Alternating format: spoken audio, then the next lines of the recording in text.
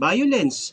Of course, yung mga violente mga photos or videos or mga salita, so, or mga words na isend mo sa messenger, so posible ma-flood yung account mo o yung messenger account mo ng restrictions, 3, 7 days, 1 month, ayan. So, and of course, pwede rin yung mismong pagkawala ng account mo.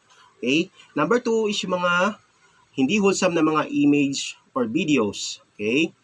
So, wag din kayo mag-send ng mga ganyan. Okay? Kasi nga gustong gawin ni Meta na healthy ang community ng Messenger. Okay? Kasi baka talaga ma-restrict yung account nyo at tuluyang masuspend dyan ng 180 or 1,000 days indefinite. Okay? So, kung gusto nyong safe yung main account nyo, wag kayo mag-send ng mga ganyan. And number 3 siguro, pinaka-final is yung mga illegal substance. Yan, wag kayong magsisend dyan o magsisend ng mga words na related dyan. Dahil for sure, 100% sure makikita yan ng AI system ng mismong messenger app. Akala nyo lang hindi yan nakikita at makikita yan guys. Okay? So wag kayong magsisend ng mga ganyan para maging healthy lang yung account ninyo. Okay?